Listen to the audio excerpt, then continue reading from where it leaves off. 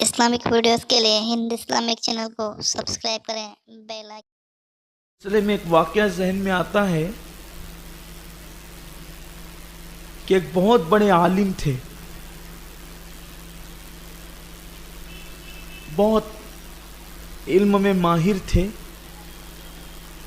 لیکن رنگ ان کا بہت کچھ اچھا نہیں تھا، بڑے کالے سے پکے کلر کے، اور بہت خوبصورت نہیں تھے۔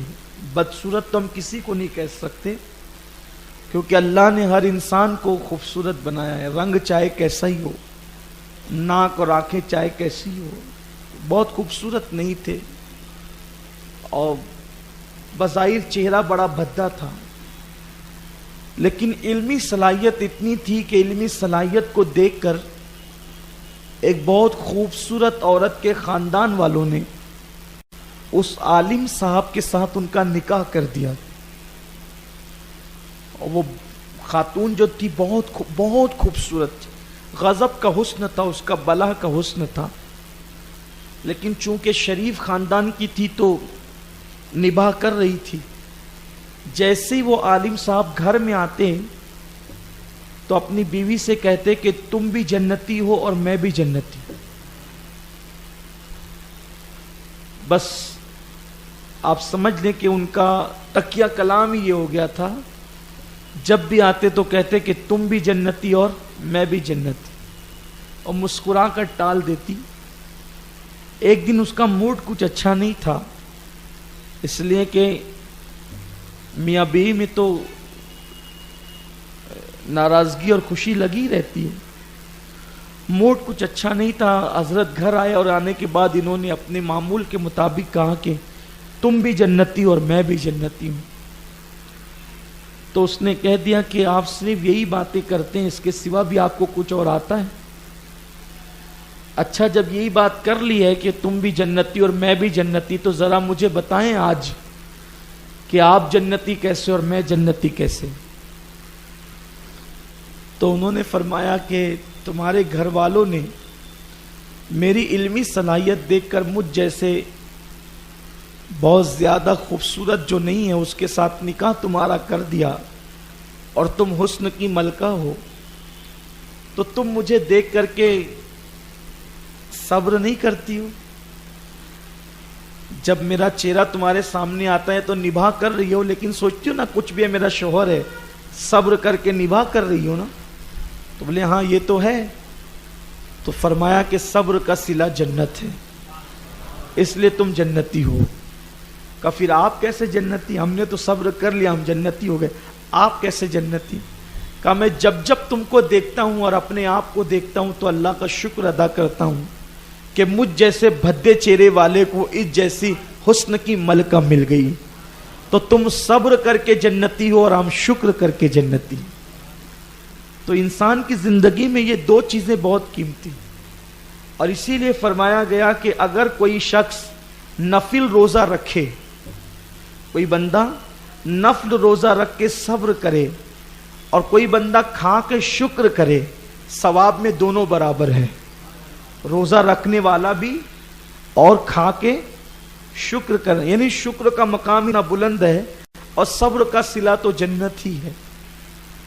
تو ایوب علیہ السلام کی زندگی میں دو چیزیں خاص نظر آتی ہے، ایک تو صبر ہے اور دوسرا شکر ہے۔ ایوب علیہ السلام کا سلسلہ نسب میں نے پیش کر دیا، بہت خوبصورت تھے حضرت ایوب علیہ السلام۔ ویسے بھی اللہ تبارک و تعالیٰ نے جن کو نبوت دی ہے، ہر نبی کو اللہ نے خوبصورت بنایا، ان کا نسب بھی بے مثال ہوتا تھا اور ان کا حسن بھی بے مثال ہوتا تھا، یعنی ہر معاملے میں نبی نرالا ہوتا ہے، اس کی شان ہی جدا ہوتی ہے۔ ہر نبی شان والا ہے، اور ان شان والوں میں شان والا ہمارا نبی ہے، اس لیے کہ ہمارے نبی سب کے امام ہیں، حسن میں امام، علم میں امام، تقوی میں امام، پرہیزگاری میں امام، اور ہر چیز میں وہ امام ہے۔ ایوب علیہ السلام بہت خوبصورت تھے، اونچا قد تھا اور گردن آپ کی چھوٹی تھی۔ قد اونچا ہو اور گردن چھوٹی ہو تو یہ حسن کی علامت ہوتی، یعنی کوئی اونچی گردن والا برا نہیں مانے، میں صرف بتا رہا ہوں کہ جب گردن بہت اونچی ہوتی ہے تو یہ حسن کے خلاف ہوتا ہے بظاہر. عام طور پہ آج لوگ حسن کو اسی طرح دیکھتے ہیں کہ چمڑی سفید ہو بس اسی کو لوگ حسن سمجھتے ہیں.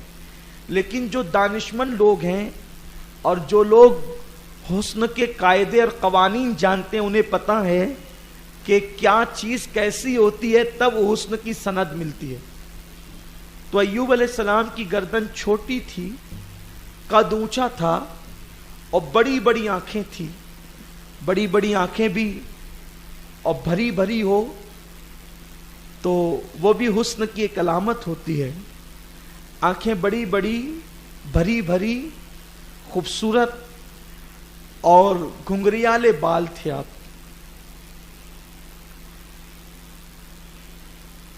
آپ کے بالوں کے اندر گرہ تھی، گھنگریالہ پن تھا، اور رنگ آپ کا بالکل کھلا ہوا تھا. سینہ آپ کا مقدس سینہ بہت چوڑا تھا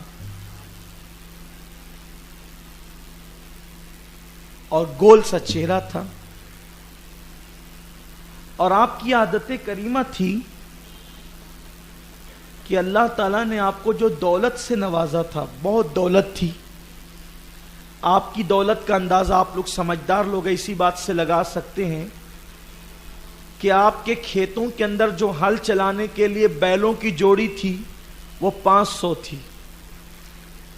آج کل اگر 2-4 ایکڑ کسی کسان کے پاس کھیت ہو تو 2 جوڑی میں کام چل جاتا ہے.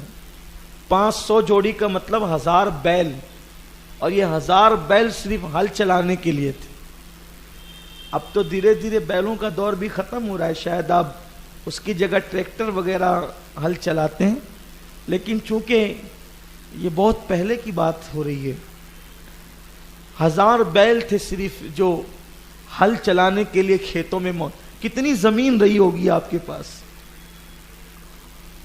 اور ہزاروں کنیز اور غلام، اور ان کے جتنے بچے تھے وہ سب خدمت پر. ہزاروں بکریاں، بھیڑیں، گھوڑے، جانور، مویشی، سب بہت نوازا تھا اللہ نے. محل میں زندگی گزارتے تھے. آپ کا قیام محل میں تھا اور اللہ نے آپ کو 7 بیٹے اور 7 بیٹیاں عطا فرمائی تھی. یعنی ہر نعمت دی، بیٹے بھی دیے، بیٹیاں بھی دی، مویشی بھی دیے، دولت بھی دیا، مال بھی دیا، حسن بھی دیا. اور اس پر مزید شان یہ کہ بی بی رحمت جیسی بیوی بھی عطا فرمائی جو یوسف علیہ السلام کی سگی پوتی تھی. یوسف علیہ السلام کے بیٹے افراہیم ہیں، افراہیم کی بیٹی تھی بی بی رحمت. اب میں ان کا حسن بی بی رحمت کا کیا بیان کروں. اب جس کا دادا حسن کا تاجدار ہو یوسف علیہ السلام، تو پوتی بھی تو بہت خوبصورت ہی ہوگی نا. اس لیے کہ عام طور پہ بچے یا تو باپ پہ پڑھتے ہیں، یا تو ماں پہ پڑھتے ہیں، یا دادا دادی پہ پڑھتے ہیں. یہی حسن کا عام طور پہ مزاج اور امتزاج ہی رہا ہے.